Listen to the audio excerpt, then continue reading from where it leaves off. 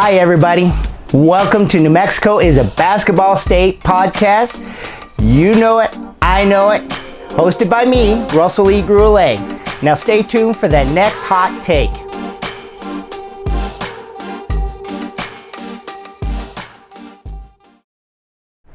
Hello, everybody. Thank you for joining me for episode 6. In this take, we're going to talk about the Phoenix Suns and the Milwaukee Bucks. This is the very interesting finals. I'm going with the glasses today because I got to read off a lot of things to you. Because in our second take, we're going to talk about all these high school commitments that are going on. A lot of action in summer basketball. So it's going to be really exciting. But first, I want to get on to the NBA Finals. The Suns are up 2-1, which is exciting. And it's very unique. We expected the Brooklyn Nets and the Los Angeles Lakers. I guess in a perfect world on paper, that's what could have happened, and it probably would have brought some excitement, but it didn't happen. So instead, we get the Suns and the Bucks. The Suns came out strong in 2 games and won at home, and now they went to Milwaukee. There, they lost. They took a licking, but it was a bad second quarter, and that's really what did it in for them. But I like this team. They have brought back the mid-range game.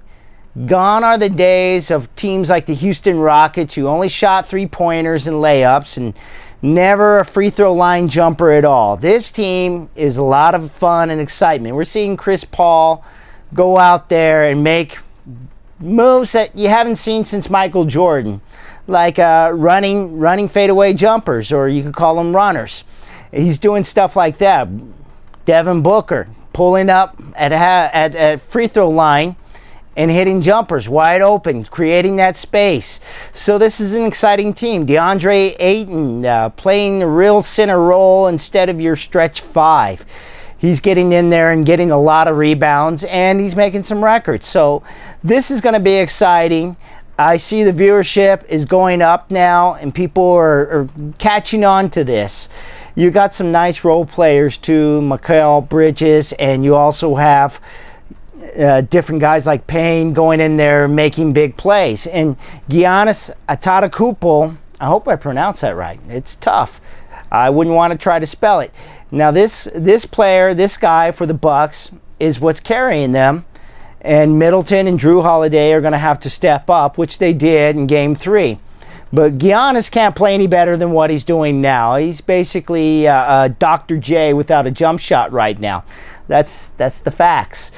And so essentially, they're going to have to really step up their game, because I see the Suns winning this one and finishing it off and becoming world champions. I see that happening in 6 games. 6 games. I think the Bucks will get another win, possibly tomorrow night on Wednesday, about the time this podcast gets up. So I think they're going to win a second one.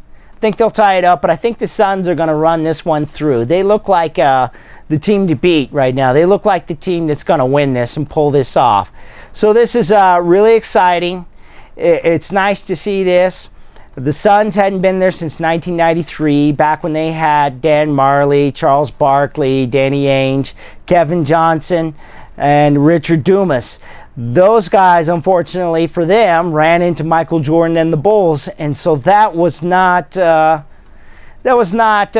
best of timing. And Michael Jordan had one of the greatest finals ever, averaging 41 points, and he was just super tremendous. And then after that, he went on to baseball for 2 years. So it was an interesting time. But now the Suns are back, and now they have a chance to do it. And if you look at the Bucks, they had Lou Alcindor or Kareem Abdul-Jabbar and Oscar Robinson back in the early 70s. So it's been 50 plus years.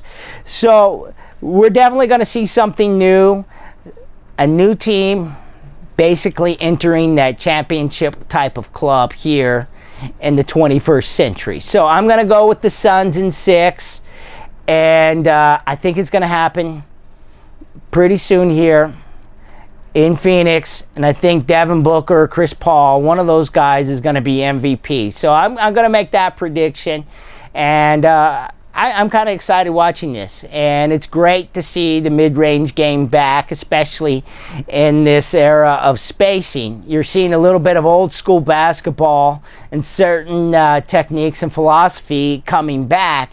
You know, gone are the days of three-point shooting from like the Splash Brothers of the Golden State Warriors, or like I mentioned earlier, the Houston Rockets with their system of threes and just layups. So we're seeing a lot of different points of attack on the basket. And so this is some great basketball to watch right now. This is getting interesting. Hopefully the NBA will loosen up and let the defense catch up to the offense again, and we'll start seeing some really exciting basketball next season. Also here, Ben Simmons, before I get done with this take, going to give you a little bit of this. Ben Simmons is possibly on the trading block. The Sixers are looking to possibly trade him somewhere. And I'll take a wild guess. I don't know anything right now. I haven't even studied it hardly at all, but I wouldn't be surprised if he ends up in Oklahoma City. I'm just saying. So I'll just leave you with that. Ponder that. Think about that. Maybe the Clippers. Who knows? So I'll just leave you with that.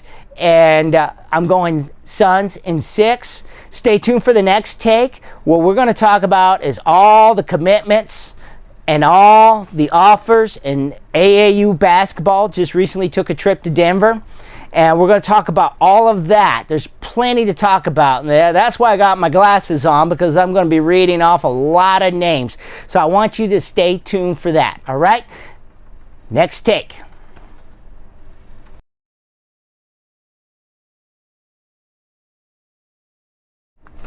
Okay, we're back for the second take. We're going to talk about all the commitments, all the offers, and everything that's been going on in the summer with our New Mexico high school basketball players.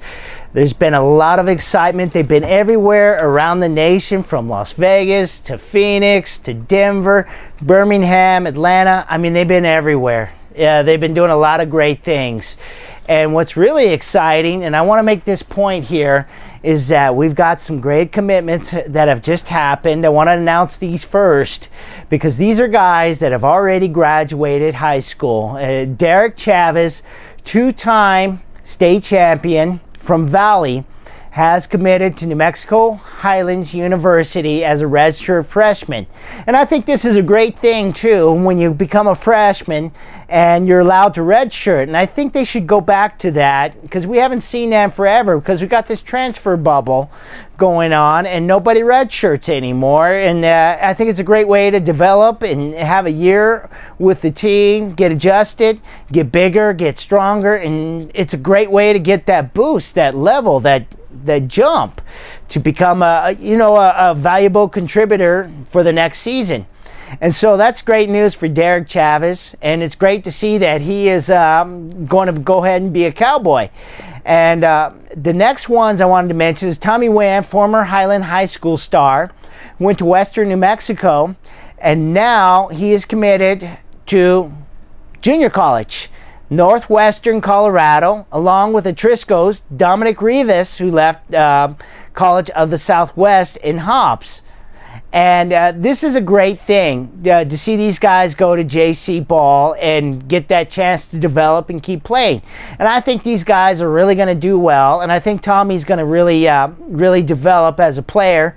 And we could see him and Dominic play in the D2, D1 level. We could, you never know. And so it's exciting to see that happen. But I got my cheat sheet here. And I got my Kent Clark glasses going on, so I could see and read here what's going on, because we got so many names here. It's pretty exciting. We've got William Deuce Benjamin, who's playing in Atlanta right now for Texas Impact and AAU Ball Club.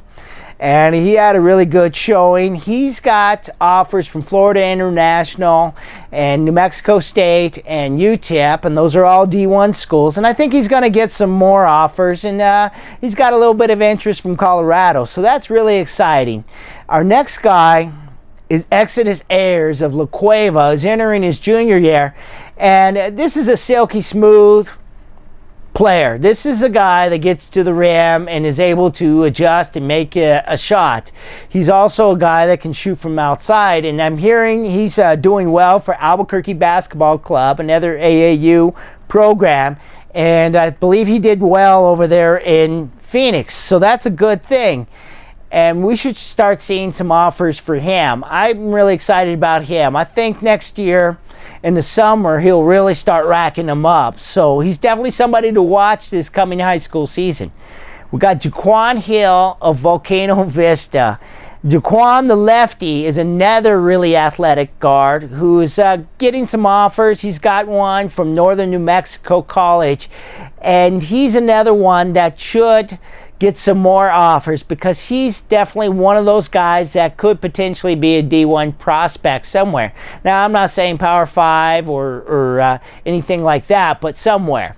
But you never know. He could be Power 5.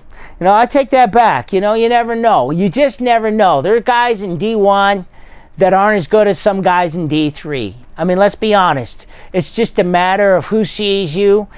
Timing is everything, and Jaquan just needs that thing to happen to get over the hill. Maybe better outside shooting, maybe something else, who knows? But he's definitely a guy that's going to get an offers sooner or later. So we got our next one, Amari Brown, who's entering his sophomore year. He's already got offers from TCU. He's got an offer from Mississippi State. So he's got offers from the Big 12 and the Southern, or the Southeastern, we should call it, Conference. So he's going to get some more offers. He's really doing well in Atlanta. I don't know if he's going to come and play next year. A lot depends on that. If he does, he'll be playing for Cibola with Brady Arenas, the big 6'6" man, who's another one that's probably being looked at right now too. And Brady's another one to watch. So that's exciting. And it starts to bring up a point of mine because we got Isaiah Carr, who I talked about in the last podcast, who had committed to Grand Canyon University. This is a guy that was ignored by New Mexico State, in my opinion. And now he's going to play against New Mexico State. And it brings up a point that you're not going to hear anywhere else. You're not going to see it anywhere else. Nowhere on the radio, newsprint, or anything like that. But we have 5 players with D1 interest right now. 4 of them have offers.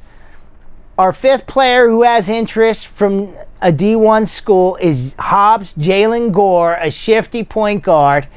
He's got interest from Idaho, University of Idaho.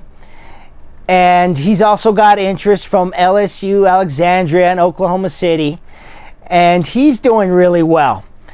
The other 4 are Amari Brown, who I mentioned. Isaiah Carr is committed to GCU. William Deuce Benjamin. And our 4th one, and this is an exciting one. This is very interesting. And this is going to help me on. I'm going to go on a rant a little bit. But Nigel Walls is his name. He's an 8th grader entering his freshman year. I believe he's going to play for Cleveland. According to Top 100, a talent scouting recruiting service, Nigel has received an offer from LSU of the SEC. Yes, the Southeastern Conference. LSU, you know those guys. Pete Maravich, Shaquille O'Neal, Chris Jackson before he became Muhammad Abdul-Rauf of the Denver Nuggets. Yes, he has already received an offer. He's a 6'6" center forward. This is another one that's coming into the pipeline here in Albuquerque in the Rio Rancho area in the metro. And he's received an offer. That's 5 guys with D1 offers. Louisiana State is on the ball, and they've already offered him. We've got 5 guys, like I said, with D1 interest, and none of them have been offered by UNM.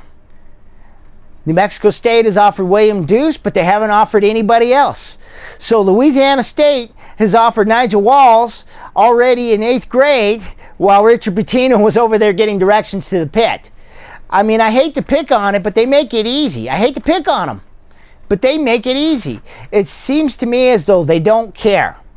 That's what it's looking like. That's what it's really looking like, is that they don't care. And the proof is that New Mexico kids can play. The proof is already there. They're already getting offers. I mean, Amari Brown, his father is Greg Brown, head coach at Albuquerque High. Greg Brown is a former Lobo, but yet Amari Brown, does he have an offer from UNM? No. I guess it's in the mail somewhere or got lost. I don't know. I'm picking on them, yes, because they make it easy. Because this is a taxpayer-funded school, and this is the school that says New Mexico on the chest and supposedly represents the state of New Mexico. Same thing with New Mexico State, but where are the offers? I mean, these kids can play. Jaquan Hill is another one that hasn't received that offer either. And it's kind of sad. It really is sad that they're not getting the attention they deserve.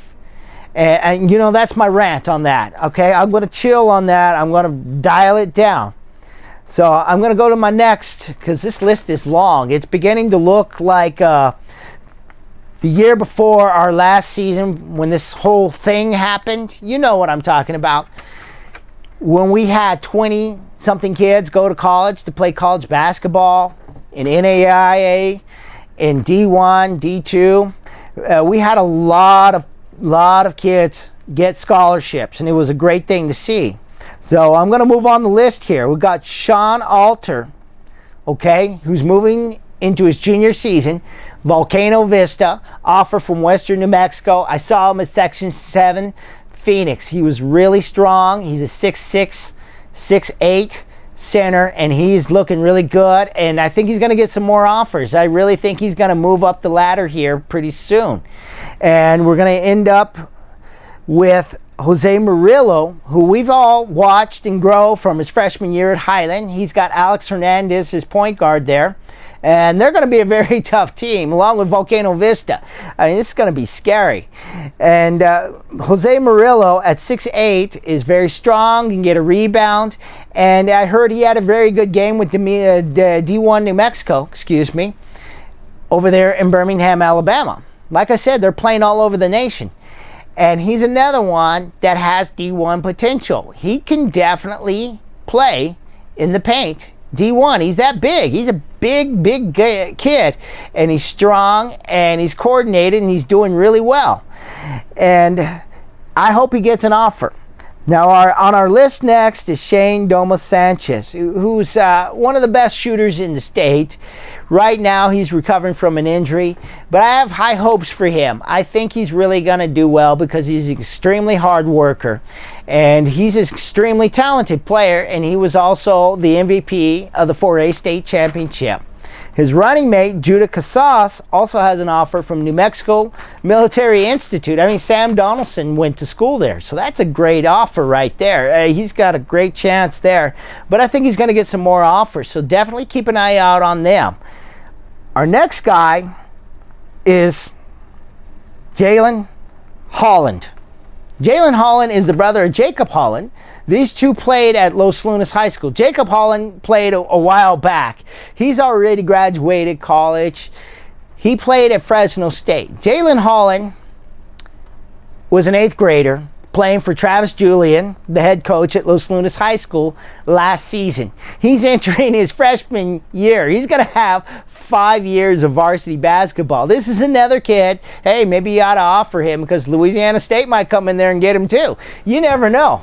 You never know. I mean, he played very well last year as an 8th grader here in the state of New Mexico in 4A basketball. I'm just saying, UNM, New Mexico State, maybe you better pull the trigger. I'm just saying. That's all I'm saying. I mean, I hate to rant about all that, but that's what it is. I'm going to go on and move down the list here to Dylan Chavez, who plays for Albuquerque Basketball Club, which I believe is going to be a prep school of some sort. And we'll talk more about that once I get more information about that. But Dylan is a 6'4" point guard who's done really well over the summer. Had some great games over in Phoenix.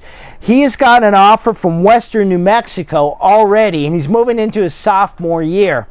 Now, if he plays for La Cueva, which he originally was going to play for, then that's going to be a really solid team with Exodus Ayers. But we'll see what happens there. Let's start with Sean Johnson. Sean Johnson, the 6'6", small forward, center type. He is a guy with D1 potential. He just needs a breakthrough. This is one that I'm hoping gets a lot of offers here pretty soon. I hope some people notice him because he's definitely got a lot of talent. He's definitely going to do some great things over there at Sandia High School next season, along with his running mate Eli Lovato, who's also a really good ball player. So keep an eye out on Sean Johnson. Hope to hear more about him next season. Diego Sharp of Cleveland. My goodness, with Cleveland, with Nigel Walls, who's coming up the ranks. Diego Sharp had a really nice weekend this past week, and he's doing great. And he's another exciting one that could get some offers. So I had to mention his name. And I want to mention this young man's name. He's from Los Alamos. He played varsity for Los Alamos, who's 4A. He played as a freshman and had some really good games. In fact, I believe he won a game for them in overtime. And his name is Nick Garcia. He's one that if you're watching in northern New Mexico, you definitely need to go check Los Alamos out and check him out. Because I think he's going to be another one that's going to start making some waves by his junior and senior season. We'll go down the list here. And this is going to be a Trisco's time right now. Got to talk about Atrisco because they got 4 really nice players. Tony Pacheco and Chris Parra, both great outside shooters and point guards. These two have been playing really well, and we could see some offers from them pretty soon. They're just gradually growing into their roles, and I believe they're going to be juniors next year. So one really good junior season, and then, hey, you never know. Summer comes around, they have some great games on the circuit, AAU or Section 7, and they have a great time and they get some offers. You never know. But then you have Javier Mendoza, who I think is going to be a really nice one to watch next season. He's another one that I think could get some offers in the D2 range. He's got a really nice outside shot. He hit 6 3-pointers in the quarter semifinal against Cleveland. He stepped in for Isaiah Brooks and gave them a chance to win. And so he's definitely one to watch for sure. Kobe Wade. What can I say? I haven't seen much going on right now in the summer with Kobe Wade. But I got to tell you, this guy is underrated. 6'6". I've seen him do breakaway dunks, shoot from the outside, get buckets inside, play defense. Kobe Wade is going to be a surprise next season. Kobe Wade is somebody that you better keep an eye on, or at least peripheral vision. Take a look and make sure you see him, because he's one that is going to get an offer because of the way he plays and because of his size. He's definitely one that you need to keep an eye on and look out for. And as we go down the list, I'm going to talk about this young man from Mayfield. And as I look at this list, I am gathering up the courage to try to pronounce his name. It's Teroa Tanui. And I know I butchered it. Please DM me. Let me know how to pronounce it. But I had to mention you either way because I did not want to leave you out, because you are a really good player. At 6'6", he has an offer from northern New Mexico, He's definitely one to watch next season. He's another one that could get some more offers down the line. And that's one thing I want to say, too, is that if you play AAU ball, a lot of these small colleges go out there and definitely look at you, too. And so it's really important to do that. And we have another one. I'm going to move on here. We have another one, Jevin Beltran at Sentinel in Las Cruces. He is another one that I've seen clips of, and he's definitely showing that he's got some talent. I think he just needs a breakthrough to really get his name out there. Next season's going to be a really big one for him, so keep an eye out for him. And we have Gallops Adajun. Adajun is another one who's Quinn Adajun's brother. He is another one to definitely watch, and he's going to make some waves for sure. this is another player that should get some offers. And as I go through this list, we're looking at a lot of potential here. And I hope I got everybody. And forgive me if I left anybody out, because there are so many players out there that are making some recognition, getting some recognition out there for their talent. I hope they get a lot of offers this year, because it's been a rough year, this thing that's been going on. And I'm going to talk about that. And I'm going to set this aside. The thing about social media, on my last podcast, I'm going to tell you this. On my last episode 5, I said some things, and they caught the algorithms, and next thing you know, you get slapped with certain labels or violations and things like that. And it's getting scary out here that you cannot have a discussion, okay? You cannot have a discussion about things. We talk about basketball here on the New Mexico is a Basketball State podcast. But if you say certain words, you automatically get slapped, or you get filtered or shadow banned, and your ads are affected, your reach is affected, and that's scary. I know some of you probably don't care about that or things, but I'm going to tell you, it goes in circles. It could come around and affect you to a point where maybe you cannot talk about your religion, you cannot talk about this, or you cannot talk about that. Big tech is getting very powerful at this moment, where they can just simply use an algorithm. You use a word or say a word or something like that, and then boom, you're censored. And that's not a First Amendment deal, okay? You got to protect the First Amendment, or all the other amendments don't last. And this is getting scary. And we need to fight all this. We need to really research and get out there and fight this stuff, because we're still dealing with things like masks, and we could possibly see our kids playing with masks next season. It hasn't gone away. It has not gone away. I mean, they had them running with masks on doing the 800. So we have to keep fighting. Let them play really, really does mean something. It really does. And you can't just sit back and relax. You got to keep researching, because more and more nowadays, your speech is censored. What you can say, what you can't do, what you can do is being controlled.